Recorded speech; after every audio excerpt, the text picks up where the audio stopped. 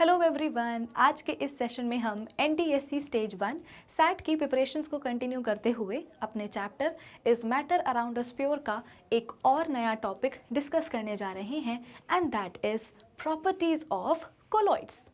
Previous session में हमने discuss किया था अपने टॉपिक कोलॉइड्स को, सीखा था कि एग्जैक्टली कोलॉइड्स क्या होते हैं। तो आज के इस सेशन में हम इन्हीं कोलॉइड्स की कुछ प्रॉपर्टीज़ को कर लेंगे डिस्कस। सो आई होप आज के सेशन का जो टारगेट है वो सभी को है एकदम क्लियर। तो अब एक काम करते हैं, जल्दी से सेशन को स्टार्ट कर लेते हैं। So this is Vibhuti Khare, welcome to Magnet Brains, जहाँ पर आपको सभी चैप्टर्स के वीडियो लेक्चर्स मिलते हैं बिल्कुल फ्री ऑफ कॉस्ट। यानी कि मैग्नेट ब्रेन्स में आपको 2 चैप्टर्स पढ़ने के बाद किसी भी तरह का पेमेंट करने की या पैकेज परचेज करने की रिक्वायरमेंट बिल्कुल भी नहीं है, क्योंकि मैग्नेट ब्रेन्स आप सब तक पहुँचा रहा है क्वालिटी एजुकेशन बिल्कुल फ्री ऑफ कॉस्ट। तो इसी अच्छी बात से हम स्टार्ट कर लेते हैं आज का हमारा ये सेशन, जहां पर हम अपने कोलॉइड्स की कुछ प्रॉपर्टीज़ को करेंगे डिस्कस। तो चलिए आ जाते हैं प्रॉपर्टीज़ के ऊपर। तो फर्स्ट प्रॉपर्टी आपके सामने दी गई है। फर्स्ट प्रॉपर्टी हमको क्या बोल रही है? Heterogeneous nature. इसका क्या मतलब हुआ कि a colloidal solution is heterogeneous in nature consisting of 2 phases called the dispersed phase, जिसको कि आप डिसकंटिन्यूस फेज भी बोल सकते हो, एंड द डिस्पर्जन मीडियम, जिसको कि आप कंटिन्यूस फेज भी बोल सकते हो। तो ये वाली बात बिल्कुल सही है कि हमारे जो कोलॉइड्स होते हैं they are heterogeneous in nature. जैसे कि मैंने आपको पहले भी समझाया हुआ है कि हमारे पास बहुत सारे मिक्सचर्स आते हैं, तो उन सभी मिक्सचर्स को हम क्लासिफाई कर देते हैं इनटू 2 कैटेगरीज। एक होता है हमारे होमोजेनस मिक्सचर्स और एक होते हैं हमारे पास हेट्रोजेनस मिक्सचर्स। होमोजेनस मिक्सचर्स में हम पढ़ते हैं ट्रू सॉल्यूशंस को, और हेट्रोजेनस मिक्सचर्स को हम फर्दर क्लासिफाई कर देते हैं 2 कैटेगरीज में। पहली कैटेगरी होती है कोलॉइड्स की और दूसरी होती है सस्पेंशंस की। तो हो सकता है कि कभी कभी आपको देखने में ऐसा लगे कि हमारे जो कोलॉइड्स हैं वो कैसे होते हैं, they are homogeneous in nature. मतलब कभी कभी ऐसा देखने पर लगेगा, जैसे आपके सामने मैं एक ग्लास में दूध डाल दूं, मिल्क डाल दूं, तो उसको दूध को, मिल्क को देखने के बाद हमको ऐसा लगेगा कि यार ये तो बहुत ही एक इसमें यूनिफॉर्मिटी है, एक काफ़ी इवननेस है। तो हो सकता है कि मिल्क क्या हो, होमोजेनस हो नेचर में, जबकि ऐसा बिल्कुल भी नहीं है। जो हमारे कोलॉइड्स हैं, हमारे जो कोलॉइडल सॉल्यूशंस हैं, वो देखने में ऐसा लगता है कि होमोजेनस हैं, लेकिन ऐसा नहीं होता है, they are heterogeneous in nature. तो कभी भी कंफ्यूजन हो कि यार कोलॉइड्स का नेचर क्या होता है, होमोजेनियस या हेट्रोजेनियस, तो हमेशा वो वाला क्लासिफिकेशन याद रखिएगा कि मिक्सचर्स को क्लासिफाई किया 2 कैटेगरीज में, होमोजेनियस, हेट्रोजेनस। होमोजेनस में हम पढ़ते हैं सिर्फ ट्रू सॉल्यूशंस को, और हेट्रोजेनस मिक्सचर्स में हम पढ़ते हैं कोलॉइड्स और सस्पेंशंस को। ठीक है, तो जैसे कि हमने पहले भी देखा हुआ है कि हमारे पास जो ट्रू सॉल्यूशन होता है उसमें उसके 2 कंपोनेंट्स होते हैं, कौन कौन से, सॉल्यूट और सॉल्वेंट। सिमिलरली अगर हम बात करेंगे किसकी, एक कोलॉइडल सॉल्यूशन की, तो यहाँ पे भी आपके पास 2 फेजेस आ जाते हैं। पहला फेज कौन सा होगा, डिस्पर्स्ड फेज, जिसको कि आप डिसकंटिन्यूस फेज भी बोल सकते हो, और दूसरा होगा डिस्पर्जन मीडियम, जिसको कि आप कंटिन्यूस फेज भी बोल सकते हो। ठीक है, अच्छा अब ऐसा क्यों हो रहा है भाई, साइंस पढ़ रहे हैं, केमिस्ट्री पढ़ रहे हैं, तो यहाँ पे हर चीज़ का ना एक रीज़न होता है कि अगर हम बोल रहे हैं कि कोलॉइड्स देखने में हमें क्या लगते हैं, होमोजेनस लगते हैं, उनमें एक यूनिफॉर्मिटी दिखाई देती है, लेकिन असलियत में वो कैसे होते हैं, रियलिटी में वो कैसे होते हैं, हेट्रोजेनस होते हैं नेचर में। तो ऐसा क्यों हो रहा है, इस क्यों का जवाब आपको मिलेगा आज ही के इस सेशन में। जैसे जैसे हम प्रॉपर्टीज डिस्कस करते जाएंगे वैसे वैसे आपको पता चलता जाएगा कि आखिर क्यों कोलॉइड्स देखने में होमोजेनस लगते हैं लेकिन असलियत में वो हेट्रोजेनस होते हैं। चलिए हम आ जाते हैं कोलॉइड्स की सेकेंड प्रॉपर्टी के ऊपर। सेकेंड प्रॉपर्टी क्या बोल रही है, साइज ऑफ पार्टिकल्स। ये चीज़ भी हमने ऑलरेडी डिस्कस करी हुई है कि हमारे पास ना 2 एक्सट्रीम एंड्स होते हैं, एक ये वाला और एक ये वाला। पहले एक्सट्रीम एंड पे बैठा होता है कौन, ट्रू सॉल्यूशन, और दूसरे एक्सट्रीम एंड पर बैठा होता है कौन, सस्पेंशन। ठीक है, तो हमारे पास 2 एक्सट्रीम्स हैं, पहले पे बैठे हैं हमारे ट्रू सॉल्यूशंस और दूसरे में बैठे हैं क्या, सस्पेंशंस। अगर हम बात करेंगे ट्रू सॉल्यूशंस की, तो इनके पार्टिकल्स का जो साइज है वो तो बहुत ही छोटा होता है, यानी कि 1 नैनोमीटर से भी छोटा होता है। अगर हम बात करेंगे सस्पेंशन की, तो सस्पेंशन के जो पार्टिकल्स होते हैं उनका साइज 100 नैनोमीटर से भी क्या होता है, ज़्यादा होता है। लेकिन जब हम बात करते हैं हमारे कोलॉइड्स की, तो कोलॉइड्स कहाँ आते हैं, इन्हीं दोनों एक्सट्रीम्स के बीच में आते हैं, यानी कि हमारे कोलॉइड्स के जो पार्टिकल्स होते हैं इनका जो साइज है वो 1 से लेकर के 100 नैनोमीटर के बीच का होता है। तो ये जो रेंज आ चुकी है ना 1 to 100 नैनोमीटर, इसी रेंज के अंदर कोलॉइडल सोल्यूशन के पार्टिकल्स का साइज गिरता है। देखो यहाँ पे क्या लिखा गया है, द साइज और you can say diameter of the colloidal particles lies in the range 1 to 100 nanometer, that is in between those of true solutions and suspensions। इतना क्लियर है? तो हमेशा ध्यान रखिएगा। एक मैं आपको अच्छा सा डायग्राम दिखाऊं क्या? देखो आपके पास दो एक्सट्रीम है, यहाँ पे है सोल्यूशन और you can say true solution. लिख दूं क्या यहाँ पे मैं ट्रू सोल्यूशन? चलो ट्रू सोल्यूशन, ठीक है। तो आपके पास दो एक्सट्रीम हैं या दो एंड्स हैं, पहले एंड पे है ट्रू सोल्यूशन और दूसरे पे है क्या? सस्पेंशन। आप देख सकते हो कि ट्रू सोल्यूशन के जो पार्टिकल्स होते हैं उनका साइज देखो कितना छोटा सा होता है, एकदम छोटू छोटू होते हैं। लेकिन अगर हम बात करेंगे सस्पेंशन की तो सस्पेंशन के पार्टिकल्स इतने बड़े बड़े होते हैं। तो इन दोनों ही एक्सट्रीम्स के बीच में कौन आ चुके हैं? हमारे कोलॉइडल पार्टिकल्स आ गए हैं। तो जिन पार्टिकल्स का साइज आप देख सकते हो इससे बड़ा है लेकिन इससे छोटा है। रेंज भी हम डिसाइड कर चुके हैं कि 1 से 100 नैनोमीटर के बीच होता है क्या? कोलॉइड्स के पार्टिकल्स का साइज। सॉर्टेड? अब तो कोई दिक्कत नहीं है। चलिए अब हम आ जाते हैं, इसी अच्छी बात पे हम आ चुके हैं अपने कोलॉइड्स की थर्ड प्रॉपर्टी के ऊपर। तीसरी प्रॉपर्टी हमसे क्या बोल रही है कि colloidal particles pass through ordinary filter paper. यानी कि देखो ऐसा है कि आपके पास सपोज एक ग्लास में क्या है? दूध है, ठीक है। अब आपको क्या करना है? उसको दूसरे ग्लास में ट्रांसफ़र करना है। आपने क्या करा? दूसरे ग्लास में ट्रांसफ़र करने के लिए सबसे पहले आपने दूसरे ग्लास में क्या कर दिया है? एक फ़िल्टर पेपर लगा दिया है, ठीक है। फ़िल्टर पेपर का बेसिकली कोन बना करके आपने उसको दूसरे वाले ग्लास के माउथ में कुछ इस तरीके से डायग्राम से समझा देती हूँ। जैसे कि ये क्या है? आपके पास दूसरा ग्लास है और इसी में आप क्या करना चाहते हो? दूध को डालना चाहते हो। तो कैसे करोगे? इसके माउथ के पास कोन शेप में एक फ़िल्टर पेपर लगा दोगे। अब इसके बाद में पहले वाले ग्लास में जो भी मिल्क होगा उसको आप इस फ़िल्टर पेपर के थ्रू कहाँ डालोगे? इस वाले ग्लास में डालोगे। पूरा का पूरा आप पहला वाला ग्लास खाली कर दो, यानी कि पूरा का पूरा जो दूध है आप कहाँ डाल दो? इस वाले ग्लास में डाल दो। और उसके बाद जब आप फ़िल्टर पेपर को ऐसे देखोगे ना तो उसमें कोई रेसिड्यू नहीं आएगा।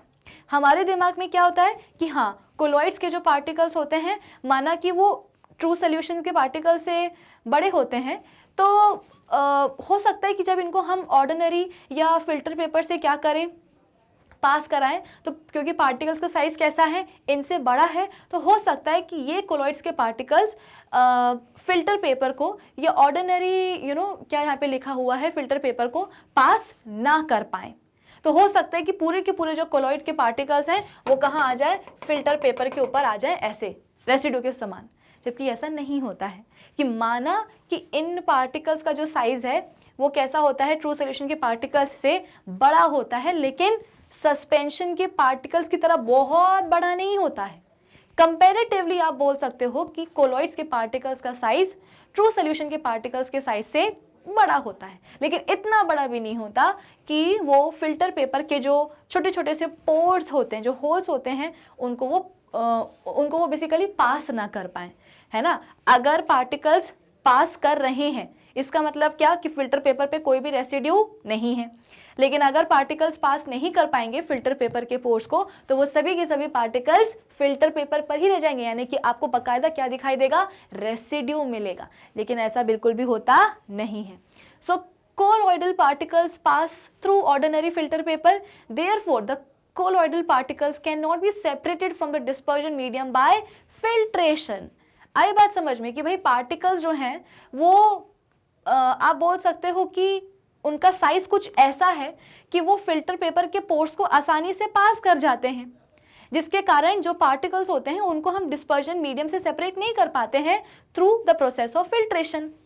However colloidal particles cannot pass through semi permeable membranes। लेकिन जो सेमी परमिएबल मेम्ब्रेन्स होती हैं उनको कोलॉइड्स के जो पार्टिकल्स होते हैं वो पास नहीं कर पाते हैं, ठीक है। तो ये सभी जो प्रॉपर्टी मतलब जो भी यहाँ पे हमने बात करी है, जो भी पॉइंट्स हमने डिस्कस किए हैं इस पर्टिकुलर प्रॉपर्टी के अंदर, वो सभी को याद रखने हैं। ठीक है, चलिए तो अब हम आ जाते हैं अपने नेक्स्ट प्रॉपर्टी के ऊपर।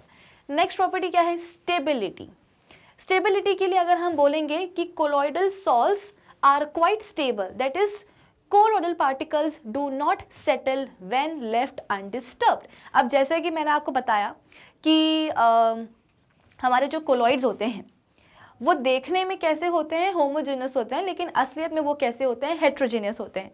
तो इसका रीज़न क्या है? मैंने आपको बोला था ना कि इस क्यू का आंसर क्या है? आंसर आपको अभी मिलेगा, बिल्कुल मिलने ही वाला है।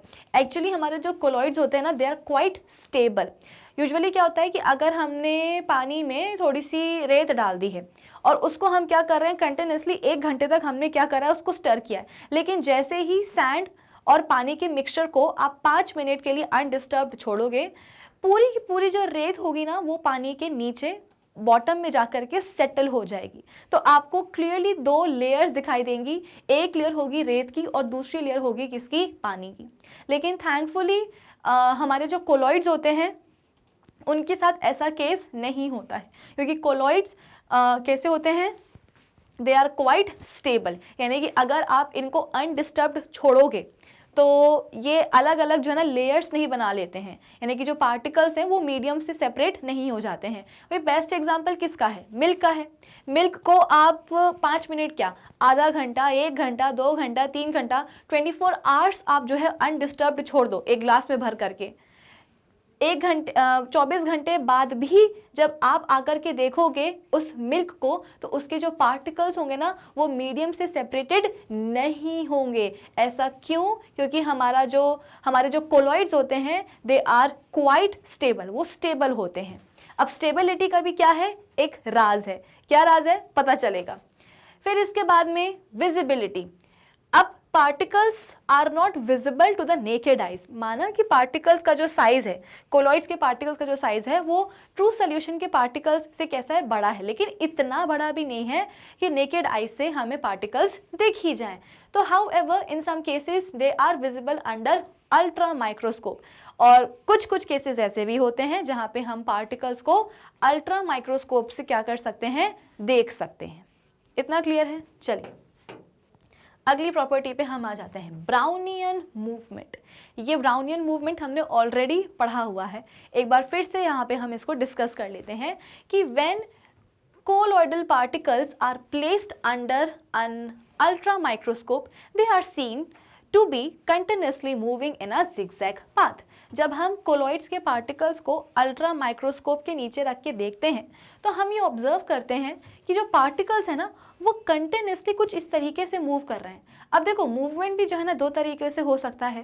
पहला तरीका ये कि सभी के सभी जो पार्टिकल्स हैं वो एक ही डायरेक्शन में, एक ही स्पीड के साथ मूव कर रहे हों, और दूसरा तरीका ये होगा कि सभी के सभी पार्टिकल्स जो हैं वो रैंडमली किसी भी डायरेक्शन में, किसी भी स्पीड के साथ क्या कर रहे हो? मूव कर रहे हो। तो हमारे जो कोलॉइड्स के पार्टिकल्स होते हैं वो दूसरे वाले तरीके को फॉलो करते हैं, यानी कि यहाँ पे आपको दिख रहा होगा इस GIF से कि किस तरह कोलॉइड्स के जो पार्टिकल्स होते हैं वो रैंडमली हर एक डायरेक्शन में क्या करते रहते हैं? मूव करते रहते हैं। ठीक है, चलो।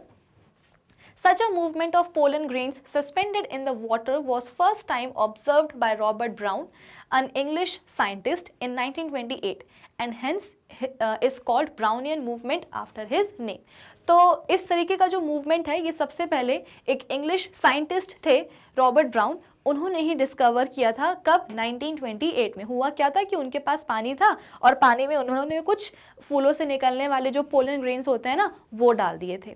और इतना करने के बाद उन्होंने जब माइक्रोस्कोप से ऑब्जर्व किया तो उन्होंने ये पाया, जैसे कि ये येलो कलर का आपको दिखाई दे रहा होगा, ये जो येलो कलर है ये क्या है? बेसिकली ये एक पोलन ग्रेन ही है। ठीक है, तो जब रॉबर्ट ब्राउन ने 1928 में माइक्रोस्कोप से, अल्ट्रा माइक्रोस्कोप से ऑब्जर्व किया तो उन्होंने ये पाया कि यार ये जो पोलन ग्रेन है ना, ये तो कंटिन्यूसली क्या कर रहा है? डांस कर रहा है। जब ये पोलन ग्रेन हवा में था तब तो ये पोलन ग्रेन ऐसे मूव नहीं कर रहा था, लेकिन ऐसा क्या हुआ कि पानी में डाला नहीं कि जो पोलन ग्रेन है वो क्या करने लगा? डांस करने लगा। फिर इसके बाद में समझ में आया कि भाई जिस मीडियम में आपने डाला है, भाई पानी में डाला था ना पोलन ग्रेन को, तो पानी के क्या थे, मॉलिक्यूल्स थे, और वो मॉलिक्यूल्स क्या कर रहे थे, रैंडमली किसी भी डायरेक्शन में कुछ इस तरीके से क्या कर रहे थे, मूव कर रहे थे। तो इस मूवमेंट में भाई जो पार्टिकल्स होते हैं किसी भी मैटर के, चाहे वो कोलॉइड्स हो, चाहे वो सस्पेंशन हो, चाहे वो ट्रू सॉल्यूशंस हो, कोई भी मैटर आपके पास क्यों ना हो, मैटर के जो पार्टिकल्स होते हैं उनके पास कोई आंखें नहीं होती हैं कि वो जो है ना आंखें खोल करके क्या करेंगे, मूवमेंट करेंगे ताकि वो आपस में भिड़े ना, उनका कोलिजन ना हो, ऐसा नहीं होता है। जो पार्टिकल्स हैं वो रैंडमली क्या करते रहते हैं, मूव करते रहते हैं, जिस कारण उनका आपस में भी कोलिजन होता है। और जो भी आपने नया पार्टिकल डाला है, पोलन ग्रेन्स डाले गए थे ना, तो पोलन ग्रेन्स के साथ भी क्या करते हैं, वाटर मॉलिक्यूल्स जाकर के कोलॉइड बेसिकली कोलिजन जो है ना हो जाता है, जिसके कारण जो पोलन ग्रेन्स है अल्टीमेटली धक्का खा करके, बार बार धक्का खा करके क्या होता है, मूवमेंट में आ जाते हैं। तो ये चीज़ सबसे पहले इंग्लिश साइंटिस्ट थे रॉबर्ट ब्राउन, उन्होंने ही डिस्कवर की थी 1928 में। तो उन्हीं को ऑनर करने के लिए कि भाई आपने इतना अच्छा मूवमेंट जो है आप बोल सकते हो कि डिस्कवर किया है, तो उनको ऑनर करने के लिए वो जो मूवमेंट है उसका नाम ही क्या रख दिया गया, ब्राउनियन मूवमेंट नाम रख दिया गया। ठीक है, तो ये बात तो पोलन ग्रेन्स और पानी की थी कि पानी के जो पार्टिकल्स हैं वो कंटिन्यूसली रैंडमली मूव कर रहे हैं, जिसके कारण आपस में भी टकराते हैं और पोलन ग्रेन्स से भी टकराते हैं, जिसके कारण पोलन ग्रेन्स मोशन में आ जाते हैं और कुछ इस तरीके से मूव करने लग जाते हैं, डांस करने लग जाते हैं। ये चीज़ कहाँ पाई गई, ये चीज़ पाई गई कोलॉइड्स के पार्टिकल्स में भी, कि भाई कोलॉइड्स के जो पार्टिकल्स होते हैं उनको भी जब हम अल्ट्रा माइक्रोस्कोप से देखते हैं तो वो भी क्या करते हैं, कुछ ऐसे ही जिग जैग पाथ में मूव करते हैं कंटिन्यूसली। ऐसा नहीं है कि 1 मिनट के लिए करा, 2 मिनट के लिए करा, नहीं, कंटिन्यूसली वो जिग जैग पाथ में मूव करते ही रहते हैं। चलिए फिर इसके बाद में अब हम आ जाते हैं किसके ऊपर, एक और प्रॉपर्टी के ऊपर जिसे हम बोलते हैं क्या, टिंडाल इफेक्ट। अब यहाँ पे क्या बोला गया है, the colloidal particles are big enough to scatter light passing through. As a result, the path of light becomes visible. The scattering of a beam of light by colloidal particles is called the Tyndall effect, after the name of the scientist who discovered it. देखो हुआ क्या, आपके पास यहाँ पे 2 beaker हैं, ठीक है। पहले बीकर में आपने क्या डाला है, पानी डाला है, और उसमें 1 चम्मच आपने शक्कर डाल दी, ठीक है। यहाँ पे मैं लिख देती हूँ क्या है यहाँ पे, तो वाटर में आपने 1 चम्मच 1 टीस्पून शुगर ऐड करी है, तो बेसिकली आपके पास क्या आ चुका है, एक शुगर सॉल्यूशन आ चुका है। Is that clear? अब जो हमारे पास दूसरा बीकर है उसमें हम पानी तो लेंगे, लेकिन फॉर अ चेंज हम शक्कर नहीं डाल रहे हैं। शक्कर की जगह हमने क्या करा है, 1 टीस्पून मिल्क डाल दिया है। क्या डाल दिया है, मिल्क डाल दिया है। तो आपके पास 2 बीकर थे, दोनों में आपने पानी ले लिया, सपोज कितना लिया है, 100 ml ले लिया है, मान के चलो 100 ml लिया है। इसमें आपने 1 चम्मच शक्कर डाल दी है और इसमें 1 चम्मच दूध डाल दिया है। अब यहाँ से आप क्या कर रहे हो, यहाँ से आप एक टॉर्च से लाइट जो है फेंक रहे हो। जब ये टॉर्च से निकलने वाली लाइट बीम कहाँ जाती है, इस वाले मिक्सचर में। भाई ये भी एक मिक्सचर है, ये भी एक मिक्सचर है ना।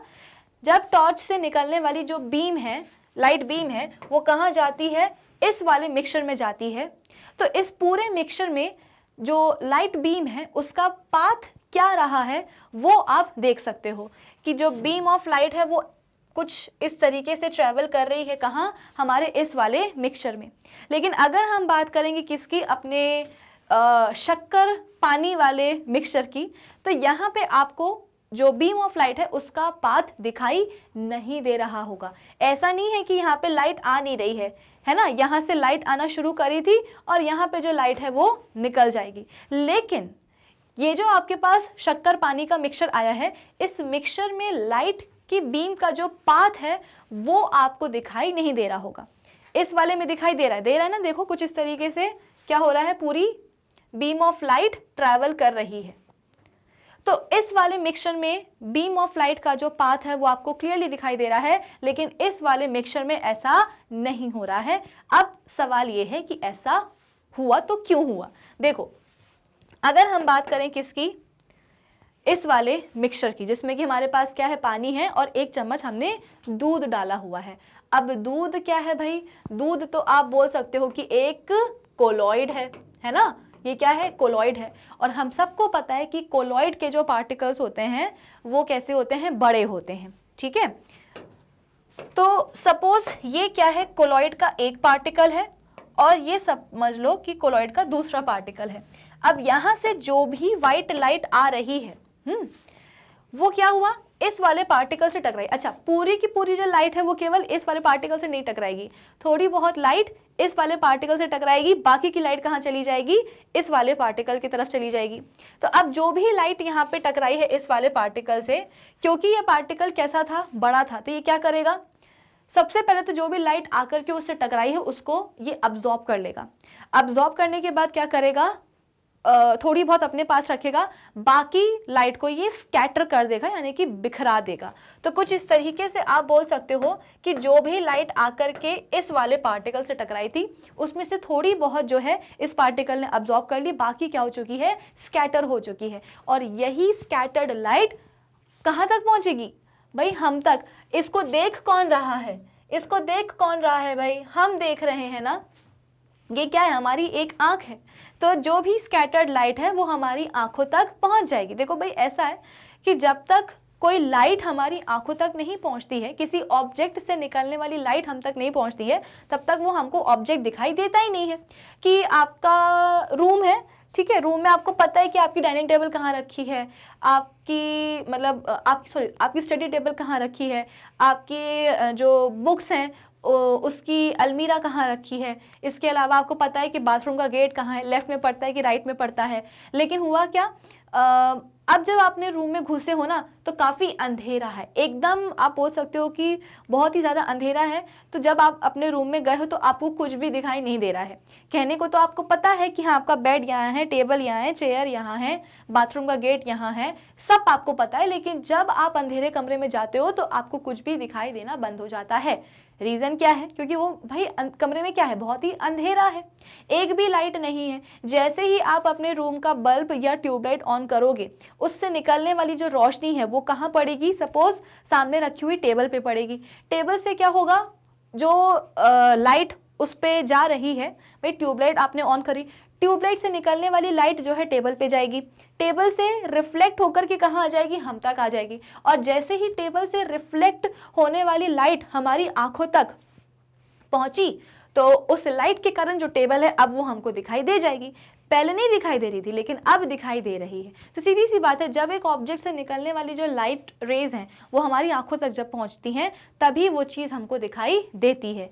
तो सपोज यहाँ पे क्या है, एक पार्टिकल है, तो मतलब पार्टिकल तो था ही, जब हमने यहाँ से एक बीम ऑफ लाइट पास करवाई तो कुछ लाइट जो है इस पार्टिकल से टकरा गई। टकराने के बाद क्या हुआ, थोड़ी सी लाइट को आप बोल सकते हो कि पार्टिकल ने अब्जॉर्ब कर लिया, बाकी की जो लाइट रेज थी उनको स्कैटर कर दिया। अब यही स्कैटर्ड लाइट हमारी आंखों तक पहुंच जाएंगी, और जहां ये स्कैटर्ड रेज हमारी आंखों तक पहुंची, वैसे ही समझ लीजिए कि आपको इस वाले रीजन में लाइट का जो पाथ है वो दिखाई दे जाएगा। सिमिलरली जैसे कि मैंने आपको बोला कि पूरी की पूरी जो लाइट रेज हैं वो केवल इस वाले पार्टिकल से नहीं टकराई हैं, थोड़ी बहुत टकराई हैं, बाकी कहाँ चली गई हैं, आगे चली गई हैं। आगे कहाँ, तो एक और फिर से पार्टिकल मिल गया, कोलॉइड का पार्टिकल, इससे क्या होगा, इससे भी टकराएंगी, टकराने के बाद यहाँ पे क्या हो जाएगा, स्कैटरिंग हो जाएगी। अब यहाँ भी जो आप बोल सकते हो कि स्कैटरिंग हुई है, ये स्कैटर्ड लाइट हमारी आंखों तक पहुंच जाएगी, और आंखों तक पहुंचने के कारण क्या होगा कि यहाँ पे भी हमको जो लाइट का पाथ है वो दिखाई देने लग जाएगा। तो पूरी कहानी किस पे डिपेंड कर रही है, अब तक पार्टिकल पे डिपेंड कर रही है कि पार्टिकल ही क्या कर रहा है, लाइट रेस को बेसिकली स्कैटर करवा रहा है। और जब यही स्कैटर्ड लाइट हमारी आंखों तक पहुंचती है या पड़ती है तो हमको लाइट का पाथ दिखाई दे जाता है। लेकिन अगर हम बात करेंगे किसकी, इस वाले मिक्सचर की, यहाँ पे क्या है, पानी और शुगर का मिक्सचर है, तो ऑब्वियस ही बात है ये क्या होगा, एक ट्रू सोल्यूशन होगा। ये क्या है भाई, ये है एक ट्रू सोल्यूशन। तो ट्रू सोल्यूशन के जो पार्टिकल्स, ऐसा नहीं है कि ट्रू सोल्यूशन के पास जो ना बेसिकली पार्टिकल्स नहीं होते हैं, है ना, ट्रू सोल्यूशंस के पास भी क्या होते हैं, पार्टिकल्स होते हैं, लेकिन हाँ वो कोलॉइड्स के पार्टिकल्स के कंपैरिजन में कैसे होते हैं, काफ़ी छोटे होते हैं। तो सपोज यहाँ आप बोल सकते हो कि क्या है, ट्रू सोल्यूशन के पार्टिकल्स हैं, ये बना दिए हमने, है ना, छोटे छोटे से बनाए हैं एकदम। चलो अब क्या हुआ, यहाँ से भी हमने लाइट पास करवाई है, तो ऐसा नहीं है कि लाइट जाएगी नहीं, ट्रू सोल्यूशन के पार्टिकल्स के पास बिल्कुल जाएगी, और ये पार्टिकल्स क्या करेंगे, इन लाइट रेस को स्कैटर करने की भी कोशिश करेंगे। लेकिन मैं आपको बता दूं कि स्कैटरिंग इतनी इनसिग्निफिकेंट होगी कि ये जो स्कैटर्ड लाइट है ना, ये हमारी आंखों तक नहीं पहुंचेगी। और अगर हमारी आंखों तक कोई लाइट रेस पहुंच ही नहीं रही है तो यहाँ पे आप समझ सकते हो कि हमको कुछ भी दिखाई नहीं देने वाला है। तो यही तो मैं आपको बता रही थी कि देखो, इस वाले मिक्सचर से, इस वाले ट्रू सोल्यूशन से जब हम बीम ऑफ लाइट पास करवाते हैं तो क्या बीम ऑफ लाइट का आपको यहाँ पे पाथ दिखाई देता है? बिल्कुल भी दिखाई नहीं देता है। क्यों नहीं देता है? क्योंकि भाई ऐसा नहीं है कि ट्रू सोल्यूशन के पार्टिकल्स लाइट को स्कैटर करते नहीं हैं, कर तो रहे हैं बेचारे, अपनी तरफ से क्या कर रहे हैं, मेहनत कर रहे हैं, लेकिन जो लाइट वो स्कैटर्ड कर रहे हैं वो इतनी कम है कि वो स्कैटर्ड लाइट हमारी आंखों तक पहुंच ही नहीं रही है। अब जब पहुंचेगी ही नहीं तो दिखाई कहाँ से देगी? हाँ, कुछ किताबों में, इनफैक्ट हमारी एनसीईआरटी में भी आपको ऐसा लिखा हुआ दिखाई देगा कि जो ट्रू सोल्यूशन के पार्टिकल्स होते हैं वो लाइट रेस को, वो लाइट को स्कैटर करते ही नहीं है। अंदर की बात है, बता देती हूँ कि स्कैटरिंग होती है लेकिन बहुत ही इनसिग्निफिकेंट होती है, बहुत ही कम होती है। तो आप उसको ना के बराबर मान सकते हो कि भाई इससे अच्छा तो स्कैटरिंग हो ही ना, क्योंकि हो भी रही है, दिखाई भी नहीं दे रहा है, कोई फायदा भी नहीं है। इससे अच्छा क्या कि हम ये कंक्लूड कर दें कि स्कैटरिंग होती नहीं है, किस्सा खत्म। ठीक है ना, याद रखने के लिए आसान हो जाएगा कि हाँ भाई, जब पार्टिकल्स, कोलॉइड्स के पार्टिकल्स जब स्कैटर लाइट को करते हैं तो वो लाइट हमारी आंखों तक पहुंचती है तो हमें लाइट का पाथ विजिबल हो जाता है। लेकिन इनके पार्टिकल्स, ट्रू सोल्यूशन के जो पार्टिकल्स होते हैं वो इतने छोटे होते हैं कि लाइट को स्कैटर कर ही नहीं पाते हैं, तो झंझट ही खत्म। तो उस ट्रू सोल्यूशन में जब भी हम कोई लाइट को पास करवाएंगे तो उसका जो पैसेज होगा, उसका जो पाथ होगा वो हमें दिखाई देगा ही नहीं। आई बात समझ में? तो कुछ इस तरीके से आप क्या कर सकते हो, टिंडाल इफेक्ट को समझ सकते हो। ठीक है, तो हमारे जो कोलॉइड्स होते हैं वो डेफिनेटली क्या करते हैं, टिंडाल इफेक्ट शो करते हैं। मतलब कि ये जो लाइट का पाथ विजिबल हो रहा है, बीम ऑफ लाइट का पाथ विजिबल हो रहा है, इसी फिनोमेना को हम क्या बोलते हैं, टिंडाल इफेक्ट बोलते हैं। ठीक है, तो डेफिनेटली हमारे जो कोलॉइड्स होते हैं वो टिंडाल इफेक्ट शो करते हैं। क्यों? क्योंकि पार्टिकल्स का साइज बड़ा है तो सिग्निफिकेंट स्कैटरिंग हो जाती है। ट्रू सोल्यूशन क्यों नहीं कर पा रहे हैं? क्योंकि पार्टिकल्स का साइज इतना छोटा होता है कि बेचारे ठीक से स्कैटर कर ही नहीं पाते हैं, ना के बराबर करते हैं, तो बीम ऑफ लाइट का जो पाथ होगा वो विजिबल नहीं होगा। तो आप बोल सकते हो कि टिंडाल इफेक्ट का होना ना होना किस पे डिपेंड कर रहा है? पार्टिकल्स के ऊपर तो करता है, लेकिन to be more specific particles के साइज के ऊपर डिपेंड करता है कि अगर पार्टिकल का साइज छोटा है तो वो जो स्कैटरिंग करते हैं वो कैसी होगी, स्कैटरिंग कम होगी।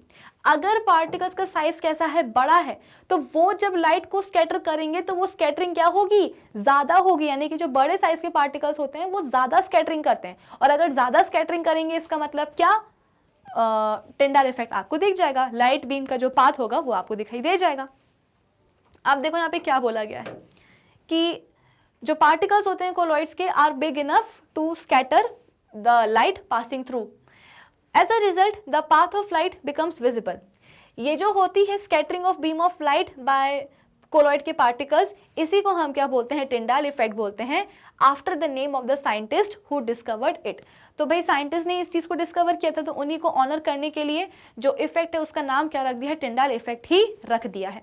When a beam of light from a torch is passed through a true solution of copper sulphate, Tyndall effect is not observed. अगर हम कॉपर सल्फेट सोल्यूशन से क्या करेंगे, बीम ऑफ लाइट को पास कराएंगे तो वहां पे हमको कॉपर सल्फेट के ट्रू सोल्यूशन में हमको टिंडाल इफेक्ट दिखाई नहीं देगा। क्यों नहीं देगा? क्योंकि भाई कॉपर सल्फेट सोल्यूशन जो है वो क्या है, एक ट्रू सोल्यूशन है। इसका मतलब पार्टिकल्स का साइज इतना छोटा होगा कि बेचारे स्कैटरिंग कर ही नहीं पाएंगे, करेंगे भी तो इतनी कम करेंगे कि वो स्कैटर्ड लाइट हमारी आंखों तक नहीं पहुंचेगी, जिसके कारण हमें बीम ऑफ लाइट का जो पाथ होगा इन कॉपर सल्फेट सोल्यूशन वो हमें दिखाई देगा नहीं। इसका मतलब क्या कि कॉपर सल्फेट सोल्यूशन में टिंडाल इफेक्ट नहीं मिलने वाला है। आई होप इतना सबको समझ में आया होगा। नेक्स्ट पॉइंट पे क्या बोला जा रहा है कि but it can be observed in case of mixture of water and milk. जैसे कि यहाँ पे मैंने आपको बताया था कि हम क्या कर रहे हैं, एक ग्लास पानी में 1 चम्मच ही दूध डाल रहे हैं, तो ये जो पानी और मिल्क का जो मिक्सचर बना है इसमें आपको डेफिनेटली जो पाथ होगा बीम ऑफ लाइट का वो दिखाई दे जाएगा। तो बेसिकली ये क्या बन चुका है, एक कोलॉइडल सोल्यूशन बन चुका है। तो यहाँ पे आपको जो टिंडाल इफेक्ट है वो दिखाई देगा। टिंडाल इफेक्ट ना सिर्फ आपको पानी और दूध के मिक्सचर में दिखाई देता है, बल्कि आपने कई बार ये ऑब्जर्व किया होगा कि आपके कमरे में ना रात थी तो आपने क्या करा था, सारी खिड़कियों को बंद कर लिया था, डोर को बंद कर लिया था अपने रूम के, है ना, और कर्टेन्स वगैरह भी जो है ना लगा दिए थे। अब क्या हुआ, जैसे ही सुबह हुई तो मम्मा आई और उन्होंने क्या करा, कुछ इस तरीके से कर्टेन्स हटा दिए और खिड़की भी खोल दी। तो जब तक खिड़की दरवाजे सब बंद थे, जब तक कर्टेन्स लगे हुए थे, तब तक काफ़ी अंधेरा था आपके कमरे में। लेकिन जैसे ही आकर के कर्टेन्स आप बोल सकते हो कि हटे और खिड़की खुली तो सनलाइट जो है बढ़िया आने लगी। सनलाइट तो आपके रूम में आ रही है, लेकिन इस सनलाइट का जो पूरा पैसेज होगा ना, आपको वो भी दिखाई देगा। मतलब ऐसा नहीं है कि बस रोशनी आए जा रही है आपके कमरे में, रोशनी जो सनलाइट आ रही है उसका पूरा जो जो पैसेज है, मतलब आपको समझ में आएगा कि हाँ, जो सूर्य की जो किरणें हैं वो कुछ इस तरीके से आ रही हैं, उनका पूरा आपको पाथ दिखाई देगा। क्यों दिखाई देगा? क्योंकि भाई हमारे कमरे में क्या थे, कुछ डस्ट पार्टिकल्स थे। देखो डस्ट पार्टिकल्स भी इतने छोटे होते हैं ना, जैसे अगर इस रूम में मैं अभी भी खड़ी हूँ ना, तो इस रूम में भी बहुत सारे डस्ट पार्टिकल्स होंगे। आप जिस रूम में बैठे होंगे उस रूम में भी बहुत सारे डस्ट पार्टिकल्स होंगे, और वो पूरी एयर में सस्पेंडेड होते हैं, और वो इतने छोटे होते हैं कि हम उनको फील भी नहीं कर पाते हैं। तो हमारे कमरे में क्या थे, बहुत सारे डस्ट पार्टिकल्स थे। अब वो जो डस्ट पार्टिकल्स थे उनके ऊपर जब सनलाइट आई तो वो सनलाइट क्या हो गई, उनसे टकरा करके स्कैटर हो गई, और जहां वो स्कैटर हुई, ये स्कैटर्ड लाइट हमारी आंखों तक पहुंच गई, और जैसे ये लाइट हमारी आंखों तक पहुंची, हमें सनलाइट का जो पूरा पैसेज था, उसका जो पूरा पाथ था, वो हमको दिखाई देने लग गया। आई बात समझ में? तो एक पूरा अंधेरा कमरा है, जैसे ही उसमें क्या हुआ, एक खिड़की से, एक आप बोलते हो कि रोशनदान से जैसे ही रोशनी आई तो पूरा का पूरा जो पैसेज है, जो पूरा का पूरा पाथ है रोशनी का, वो हमें कुछ इस तरीके से दिखाई देने लग जाएगा। क्यों? क्योंकि यहाँ पे क्या थे, एयर में बहुत सारे डस्ट पार्टिकल्स थे, जो कि क्या होते हैं, कोलॉइडल पार्टिकल्स के ही जैसे होते हैं। तो जब इनसे लाइट आकर के टकराती है तो टकराने के बाद स्कैटर हो जाती है। जब ये स्कैटर लाइट हमारी आंखों तक पहुंचती है तो हमें बाकायदा पूरा सनलाइट का जो पैसेज है, उसका जो पूरा पाथ है, वो हमें दिखाई दे जाता है कि किस पाथ को फॉलो करके सनलाइट, सूरज की रोशनी हमारे कमरे तक आ रही है। सॉर्टेड? चलो, अब इसके अलावा हाँ, एक डेंस फॉरेस्ट वाला भी केस होता है कि घने जंगल जो होते हैं वहाँ पे भी जब सूर्य, देखो जब जंगल बहुत ही घना होता है, घना मतलब क्या कि बहुत सारे पेड़ हैं, ऊंचे ऊंचे पेड़ हैं, उनसे जो है ना बहुत ज़्यादा क्या है, छाँव है जंगल में, है ना। तो ऐसे जो डेंस फॉरेस्ट होते हैं, जब वहाँ पे सूर्य की किरणें पड़ती हैं, जब सनलाइट आती है, तो वहाँ पे भी कुछ इसी तरीके का टिंडल इफेक्ट नज़र आता है। ऐसा क्यों? तो आप बोलोगे कि मैम माना कि हमारे कमरे में क्या है, डस्ट पार्टिकल्स हैं, लेकिन जो डेंस फॉरेस्ट होता है वहाँ पे तो कोई इंसान जाता नहीं है, तो वहाँ पे ना इंसान जाएगा ना उसकी गाड़ी जाएगी, यानी कि आप बोल सकते हो कि कोई डस्ट पार्टिकल्स वहाँ पे नहीं होते हैं। तो अगर डस्ट पार्टिकल्स नहीं हो रहे हैं डेंस फॉरेस्ट में, तो फिर वहाँ पे सूरज की जो रोशनी है उसका पाथ दिखाई क्यों दे रहा है, यानी कि वहाँ पे डेंस फॉरेस्ट में टिंडल इफेक्ट क्यों नज़र आ रहा है? तो वो इसलिए क्योंकि माना कि डेंस फॉरेस्ट में, मान के अगर हम ये चलें अभी कि डेंस फॉरेस्ट में डस्ट पार्टिकल्स नहीं होते हैं, लेकिन डेंस फॉरेस्ट में जो एयर होती है ना, उसमें पानी की ड्रॉपलेट्स होती हैं, और इन्हीं ड्रॉपलेट्स से टकरा करके जो सनलाइट है वो क्या हो जाती है, स्कैटर हो जाती है। और स्कैटर हुई, इसका मतलब क्या कि हमारी आंखों तक पड़ गई, इसका मतलब क्या कि डेंस फॉरेस्ट में भी आपको टिंडल इफेक्ट नज़र आ ही जाएगा। क्लियर? चलो, अब इसके बाद में अब हम आ चुके हैं एक और प्रॉपर्टी के ऊपर, हमारे कोलॉइड्स की, और ये बहुत ही इंपॉर्टेंट प्रॉपर्टी है, इसको सभी लोग बहुत ही ध्यान से समझने की कोशिश करेंगे। अगर आपको याद हो तो मैंने आपको बताया था इसी सेशन में कि हमारे जो कोलॉइड्स होते हैं they are they are heterogeneous in nature. लगता है कि होमोजेनियस है, लेकिन असली में कैसे होते हैं, हेट्रोजेनियस होते हैं। ऐसा क्यों लगता है, क्यों हमें ऐसा भ्रम होता है? क्योंकि कोलॉइड्स हमारे कैसे होते हैं, दे आर क्वाइट स्टेबल, यानी कि अगर आप कोलॉइड्स को 5 मिनट के लिए, 1 घंटे के लिए छोड़ दोगे ना, तो उसके जो पार्टिकल्स होंगे वो मीडियम से सेपरेट नहीं होते हैं। ऐसा नहीं होगा कि आपको अलग अलग लेयर्स दिखाई दे जाएं। तो क्योंकि हमारे कोलॉइड्स क्या होते हैं, वो स्टेबल होते हैं, जिसके कारण वो हमें होमोजेनस दिखते हैं, जबकि वो क्या होते हैं, they are heterogeneous in nature. अब मैं आपको बताने वाली हूँ कि आखिर हमारे जो कोलॉइड्स हैं वो स्टेबल क्यों हो पा रहे हैं। तो मैं आपको बता देती हूँ कि जैसे कि मैंने आपको बताया कि हमारे जो कोलॉइड होते हैं उनमें 2 फेजेस होता है ना। दो फेजेस होते हैं। कौन कौन से फेजेस, देखो यहाँ पे लिखे हैं। फर्स्ट प्रॉपर्टी हमने डिस्कस करी थी कि एक होता है डिस्पर्स्ड फेज और एक होता है डिस्पर्जन मीडियम, ठीक है। तो आप बोल सकते हो कि डिस्पर्स्ड फेज के जो पार्टिकल्स होते हैं, जिनको कि हम क्या बोलते हैं, कोलॉइडल पार्टिकल्स बोलते हैं, इन पार्टिकल्स के ऊपर क्या होता है, एक चार्ज होता है। ध्यान से बात को समझने की कोशिश करिएगा कि हमारे कोलॉइड्स के जो पार्टिकल्स होते हैं उनके ऊपर क्या होता है, एक चार्ज होता है। अब वो चार्ज पॉजिटिव भी हो सकता है, नेगेटिव भी हो सकता है। ये कोई रूल नहीं है कि अगर हमारे पास एक कोलॉइड है तो उसके पार्टिकल्स के ऊपर सिर्फ और सिर्फ पॉजिटिव चार्ज ही होगा या सिर्फ नेगेटिव चार्ज ही होगा। नहीं, पॉजिटिव या नेगेटिव कोई भी हो सकता है, लेकिन होना चाहिए क्या, एक ही। यानी कि अगर आपके पास एक कोलॉइड है तो उसके पार्टिकल्स के पास सेम चार्ज होना चाहिए, या तो पॉजिटिव या नेगेटिव। यानी कि सभी के सभी जो पार्टिकल्स होते हैं एक कोलॉइड के, उनके पास क्या होता है, सेम चार्ज होता है। अब हम सबको पता है कि जो सेम चार्जेस होते हैं वो क्या करते हैं, आपस में रिपल करते हैं। Positive positive ripple, negative negative ripple. Positive negative क्या होता है, अट्रैक्शन होता है। तो आप खुद ही समझ लो ना कि यहाँ पे हमारे पास बहुत सारे क्या है, कोलॉइड्स के पार्ट, मतलब एक सॉल का क्या है, बहुत सारे पार्टिकल्स हैं और इन सभी पार्टिकल्स के ऊपर क्या है, पॉजिटिव चार्ज है। चलो हम बना भी देते हैं, ये पॉजिटिव, ये पॉजिटिव, ये और ये भी, ठीक है। तो अब जब पार्टिकल्स के ऊपर, सभी पार्टिकल्स के ऊपर सेम चार्ज है तो क्या होगा, सेम चार्जेस क्या करेंगे, आपस में रिपल करेंगे। और इस रिपल्शन के कारण ही आप बोल सकते हो कि कोलॉइड्स के जो पार्टिकल्स होते हैं वो क्या हो जाएंगे, एक दूसरे से दूर दूर रहने की कोशिश करेंगे। भाई ये वाला पार्टिकल बोलेगा कि यार इसके ऊपर भी पॉजिटिव चार्ज, इसके ऊपर भी, इसके ऊपर भी, इसके ऊपर भी, तो मैं क्या करूंगा, इसके बगल में रह करके मैं तो इससे दूर हो जाऊंगा। सिमिलरली ये वाला जो पार्टिकल होगा ये भी सोचेगा कि यार इसके ऊपर भी पॉजिटिव चार्ज, इसके ऊपर भी, इसके ऊपर भी, इसके ऊपर भी, और मेरे ऊपर खुद क्या है, पॉजिटिव चार्ज है, तो मैं क्या करूंगा, इन सबके पास रह करके मैं इनसे अलग हो जाऊंगा, ठीक है। यानी कि कोलॉइड्स के जो पार्टिकल्स होते हैं वो आपस में क्या होते हैं, दूर दूर रहते हैं। वो बेसिकली आपस को, मतलब एक दूसरे को रिपल करते हैं क्योंकि उनके ऊपर सेम चार्ज होता है। लेकिन जब मैं आपको बात बताऊंगी किसकी, डिस्पर्जन मीडियम की, तो आपको काफी हैरानी होने वाली है। क्यों? क्योंकि जो डिस्पर्जन मीडियम जो होता है ना, उसमें भी चार्ज होता है, लेकिन कैसा, ऑपोजिट चार्ज। ये तो क्या है, ये सभी के सभी आप बोल सकते हो कि कोलॉइड के पार्टिकल्स के ऊपर जो चार्ज है ये वो है। अब मैं आपको बता रही हूं कि डिस्पर्जन, अभी हम बात कर रहे हैं एक ही कोलॉइड की हम बात कर रहे हैं, ठीक है ना। तो इस कोलॉइड के जो पार्टिकल्स हैं उन सब के ऊपर क्या है, पॉजिटिव चार्ज है। लेकिन ये पार्टिकल्स जिस डिस्पर्जन मीडियम में है उस डिस्पर्जन मीडियम के ऊपर भी क्या है, चार्ज है, लेकिन कैसा, ऑपोजिट वाला।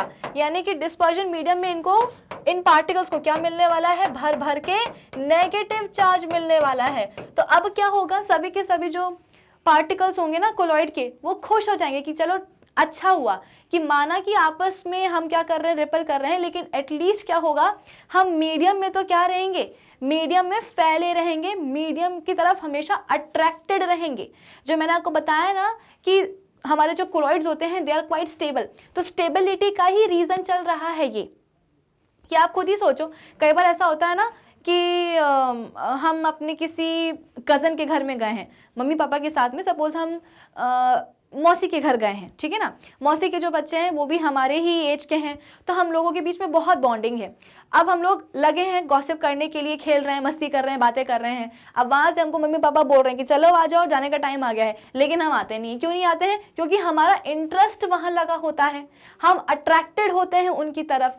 सेम कहानी इन पार्टिकल्स के साथ भी है कि माना कि ये आपस में क्या करेंगे, एक दूसरे को रिपल करेंगे, लेकिन इनका जो इंटरेस्ट होगा, इनका जो अट्रैक्शन होगा वो कहाँ होगा, डिस्पर्जन मीडियम की तरफ होगा। क्यों होगा? क्योंकि डिस्पर्जन मीडियम में क्या है, उनको ऑपोजिट चार्ज देखने को मिल रहा है। तो जहां उनको ऑपोजिट चार्ज देखने को मिला वहां पे क्या हो जाएगी, उनकी बल्ले बल्ले हो जाएगी। कि माना कि हम आपस में क्या कर रहे हैं, एक दूसरे को रिपल कर रहे हैं, लेकिन हम हमेशा डिस्पर्जन मीडियम की तरफ क्या रहेंगे, अट्रैक्टेड रहेंगे। तो अगर इन पार्टिकल्स से मैं बोलूंगी भी कि कृपा करके जो है ना आप नीचे जाकर के बैठ जाइए, तो भी ये पार्टिकल्स नहीं मानेंगे। जैसे कि हम नहीं मानते ना कि मम्मा बुला रही है कि बेटा आ जाओ, जाने का टाइम हो गया, 10 बज रहे हैं रात के, तो भी हम नहीं आते कि नहीं हमें तो मजे आ रही है, हम खेल रहे हैं, मस्ती कर रहे हैं, हमें कजिन्स के साथ मजे आ रही है, हम गॉसिप कर रहे हैं, ठीक है। सेम केस किसका होने वाला है, इन पार्टिकल्स का भी होने वाला है कि इनको मीडियम में इतनी ज्यादा मजे आती है क्योंकि मीडियम के ऊपर क्या है, ऑपोजिट चार्ज है। तो इन पार्टिकल्स को, कोलॉइड के पार्टिकल्स को इतनी मजे आती है मीडियम में कि वो हमेशा मीडियम में ही रहना चाहते हैं, वो कभी नहीं चाहेंगे कि वो मीडियम से सेपरेट हो जाएं और कहीं नीचे जाकर के अकेले में सेटल हो जाएं। पहली बात तो ये कि इनकी आपस में खुद की क्या है, दुश्मनी है। क्यों? क्योंकि इनके ऊपर, सबके ऊपर क्या है, पॉजिटिव चार्ज है, सेम चार्ज है। तो सेम चार्ज वाले पार्टिकल्स क्या करेंगे, एक दूसरे को रिपल करेंगे। प्लस हमेशा ऑपोजिटली चार्ज मीडियम की तरफ हमेशा क्या रहेंगे, वो अट्रैक्टेड रहेंगे, जिसके कारण पार्टिकल्स को अगर हम कितनी भी रिक्वेस्ट करेंगे कि भाई हम आपको छोड़ देते हैं 5 मिनट के लिए, 10 मिनट के लिए, 1 घंटे के लिए, 24 घंटे के लिए, लेकिन तब भी पार्टिकल्स जो है ना पास पास आकर के, आप बोल सकते हो कि इकट्ठा नहीं होंगे, एक्यूमुलेट नहीं होंगे, मीडियम से सेपरेट नहीं होंगे, और कुछ इस तरीके से हमारे जो कोलॉइड्स हैं वो क्या हो जाते हैं, क्वाइट स्टेबल बन जाते हैं।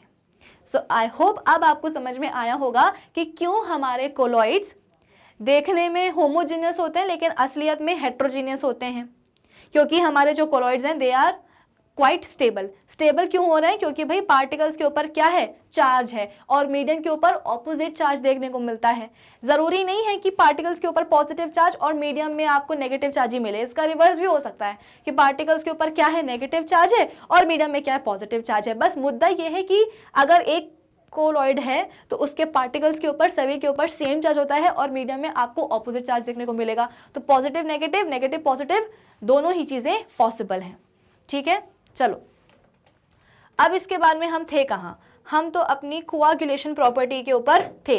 The process by which small particles जो है कोलॉइड्स के lose their charge and combine together to form big size particles which ultimately settle down is called coagulation.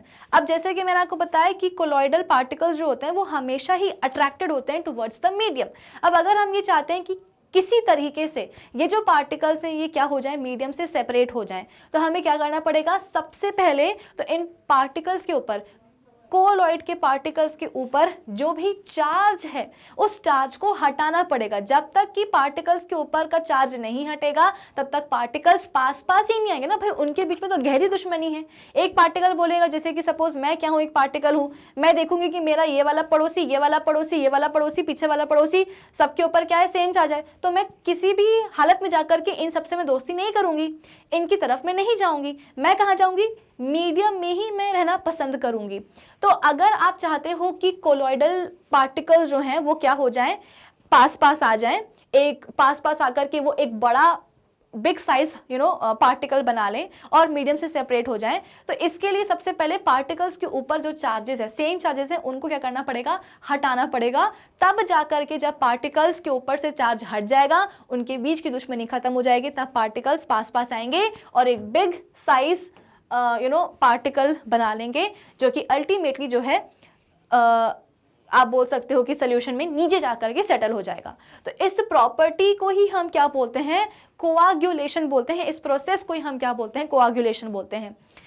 Muddy water can be purified. अच्छा, muddy water जो होता है उसको हम basically coagulation की प्रोसेस से ही क्या कर सकते हैं, आप बोल सकते हो कि प्यूरिफाई कर सकते हैं। कैसे? बाय यूजिंग या बाय एडिंग एलम। एलम मतलब कि क्या, फिटकरी, ठीक है ना। तो बेसिकली फिटकरी में क्या होता है, फिटकरी का फॉर्मूला क्या होता है, पोटेशियम एल्यूमिनियम सल्फेट, ठीक है ना। तो एलम में आपको पोटेशियम आयंस मिल जाएंगे, आपको सल्फेट आयंस मिल जाएंगे, आपको एल्यूमिनियम आयंस मिल जाएंगे। तो होता क्या है कि जो मडी वाटर होता है, बेसिकली मडी वाटर को आपको प्यूरिफाई करना है, यानी कि जो भी उसमें क्ले के पार्टिकल्स हैं पानी में, उनको आप चाहते हो कि वो सबके सब हट जाएं पानी में से। भाई अगर पानी में से क्ले के पार्टिकल्स हट जाएंगे तो पानी अपने आप प्यूरिफाई हो जाएगा ना। तो इसलिए जो मडी वाटर है उसमें हम ये चाहते हैं कि पानी में से क्ले के पार्टिकल्स हट जाएं। अब क्ले के जो पार्टिकल्स हैं उनके ऊपर आप बोल सकते हो कि कैसा चार्ज है, नेगेटिव चार्ज है, और जो पानी है वहाँ पे आप मतलब जो मीडियम है वहाँ समझ लीजिए आप कौन सा चार्ज है, पॉजिटिव चार्ज है। तो क्ले के जो पार्टिकल्स होंगे वो हमेशा क्या करेंगे, एक दूसरे को रिपल करेंगे और मीडियम की तरफ यानी कि पानी की तरफ हमेशा कैसे रहेंगे, अट्रैक्टेड रहेंगे। तो किसी भी हालत में जा करके जो क्ले के पार्टिकल्स होंगे ना वो पानी से सेपरेट नहीं होना चाहेंगे।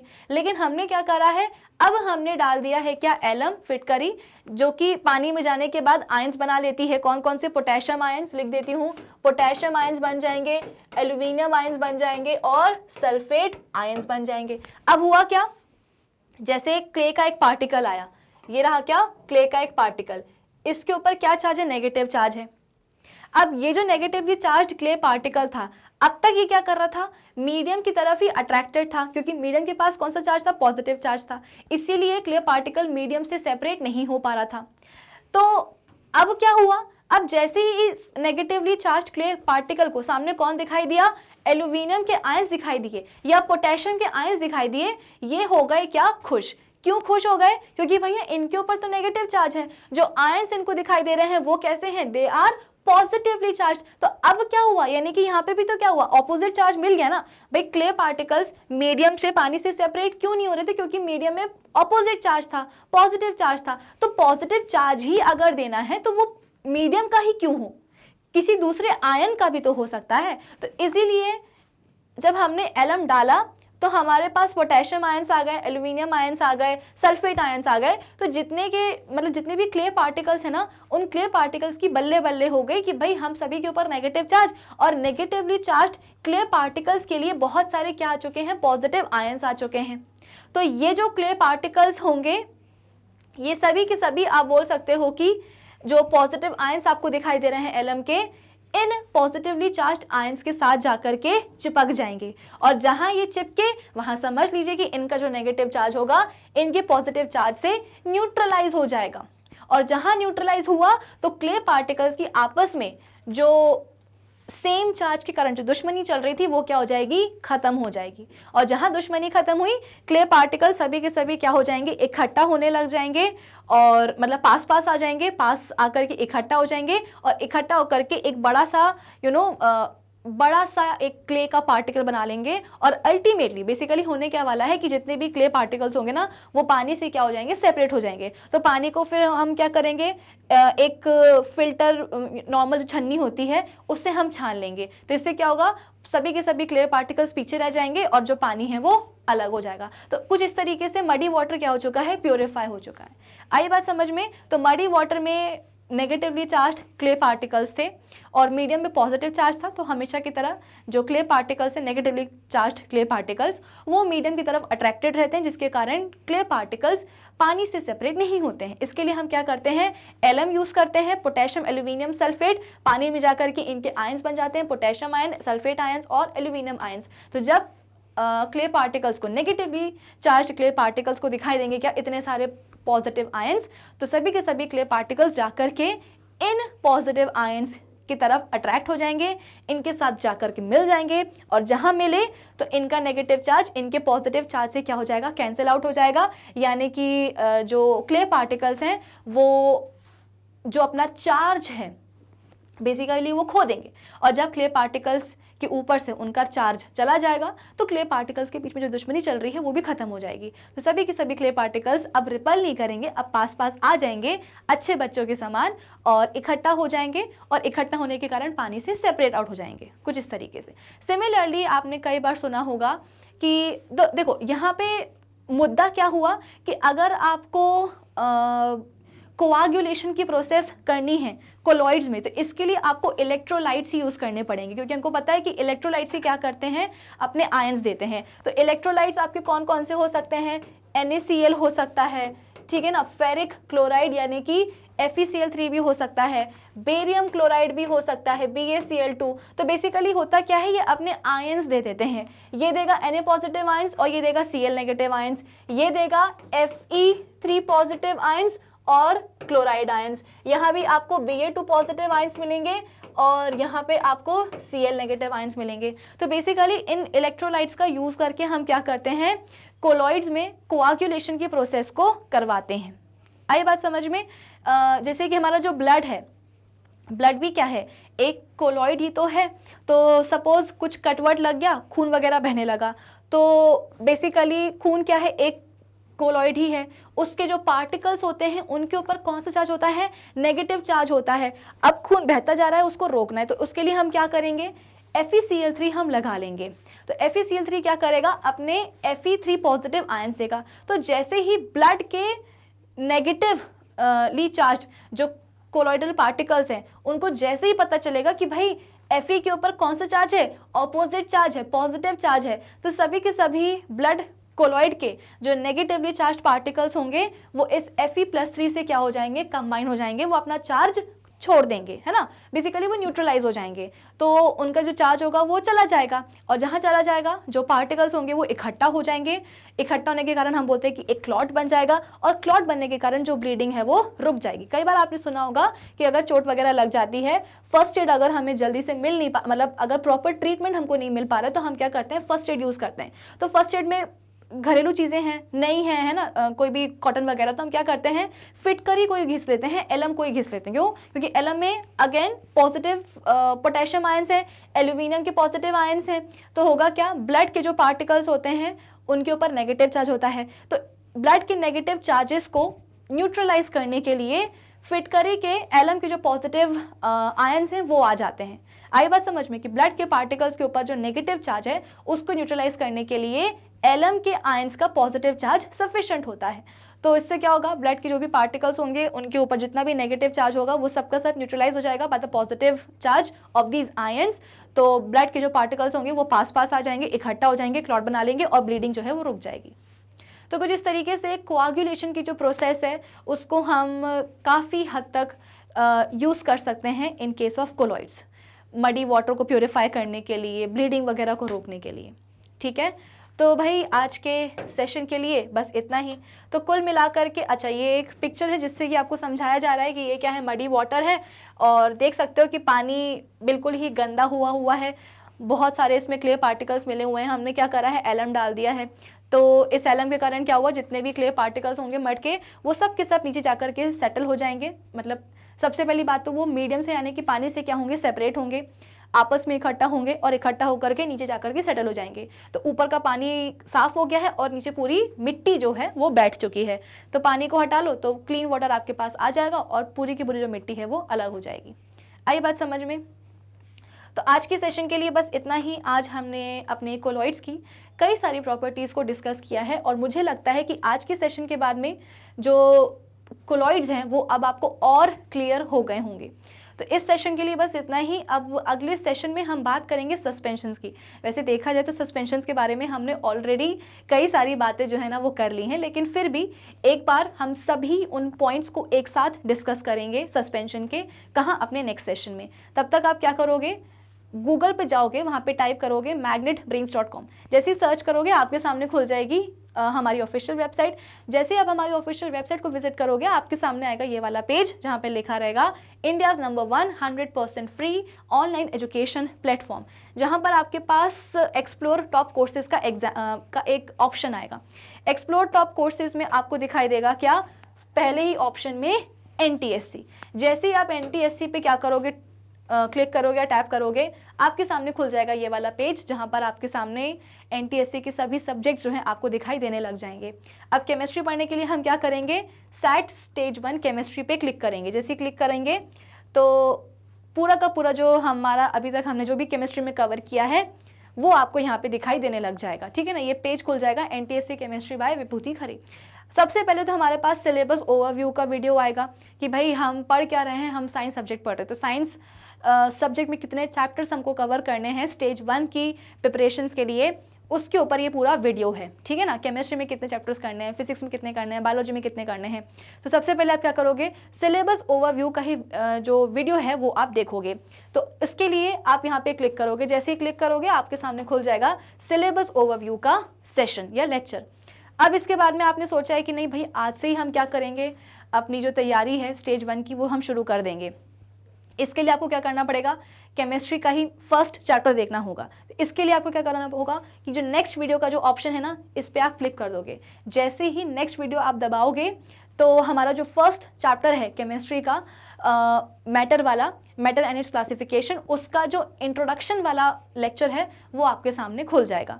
तो कुछ इस तरीके से आप नेक्स्ट वीडियो ऑप्शन पे क्लिक करते करते करते करते पूरा का पूरा जो चैप्टर है मैटर एंड इट्स क्लासिफिकेशन वो आप देख सकते हो, ठीक है ना। प्रीवियस ईयर क्वेश्चंस भी हमने कर लिए हैं, बहुत सारी चीज़ें हमने कर ली हैं। फिर इसके बाद में जो अभी हमने जो नेक्स्ट चैप्टर शुरू किया है यही वाला is matter around us pure, ये भी आप देख सकते हो। इस चैप्टर के जितने भी अभी तक लेक्चर्स बन चुके हैं वो आप देख सकते हो, ठीक है। तो कुछ इस तरीके से आप हमारी ऑफिशियल वेबसाइट को विजिट करके सभी जो वीडियो लेक्चर्स हैं उनको आप एक्सेस कर सकते हो। इसके अलावा ये हमारा टाइम टेबल है एनटीएससी क्लासेस का, ये आप सभी को याद रखना है कि भाई फ्राइडे सैटरडे संडे 3 दिन आपकी क्लासेस होती हैं। सुबह 10 बजे से क्लासेस शुरू हो जाती हैं एनटीएससी की। 10 बजे होता है साइंस, 1 बजे होता है मैथ्स, 4 बजे होता है मैथ, 7 बजे होता है सोशल साइंस। तो ये टाइम टेबल आप सभी को याद होना चाहिए, आपको पता होना चाहिए कि आपकी एनटीएससी की क्लासेस कब कब और किस किस दिन लगती है। तो आज के सेशन के लिए बस इतना ही। आप विजिट कर लीजिएगा हमारी ऑफिशियल वेबसाइट, कौन सी वाली, यही वाली magnetbrains.com। Till then keep learning with Magnet Brains. Thank you for watching.